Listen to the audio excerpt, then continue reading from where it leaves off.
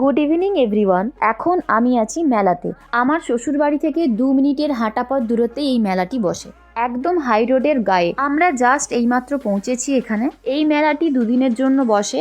এটাকে শাঁকারি বাজারের মেলা বলে। যেহেতু আমার বাড়িটাও আমার শ্বশুর বাড়ি থেকে বেশি দূরে নয়, তো ছোট থেকেই এই মেলাতে আমরা আসতে থাকি। আমাদের গ্রামের চাষি বাড়িতে যে জিনিসগুলো প্রয়োজন, যেমন ধানের জন্য চালা, কুলো, আর এখানে যে লোহার এত জিনিস দেখতে পাচ্ছ, এইগুলোই বেসিক্যালি আমাদের এই মেলাতে বিক্রি হয়। তো আমরা এখন একটা ইয়াররিংসের দোকানে দাঁড়িয়ে আছি। তো আমি কনফিউজড হচ্ছিলাম, তো আমার দ্বারা হচ্ছিল না। আমার বরমশাই বললো, তুমি সরে যাও, আমিই তোমার জন্য পছন্দ করে দিচ্ছি। আরেকজনকে সাথে করে নিয়ে এসেছি আমরা। এই যে দেখো, তোমাদেরকে তো বলাই হয়, এত লোকজন দেখে ও পাগলের মতো করছে। ওর দাদা আর আমি বেরিয়েছি, আর আমাদের সাথে ও বেরোবে না, এটা তো হতেই পারে না। না, আমরা ওকে না নিয়ে যদি কোথাও চলে যাই, সারাদিন মন খারাপ করে বসে থাকে। লাকির চুলে বাঁধার জন্য এই ক্লিপটা পছন্দ করলো।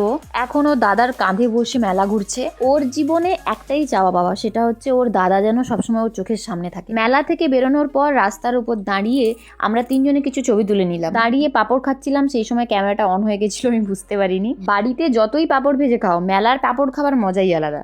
বাড়িতে পৌঁছাতে না পৌঁছাতেই ক্লিপগুলো ওর মাথায় লাগানো হয়ে গেছে। আর ওকে দেখে বুঝতে পারছো প্রচন্ড টায়ার্ড হয়ে গেছে। বাবা এতক্ষণ ধরে মেলা ঘুরছিল না।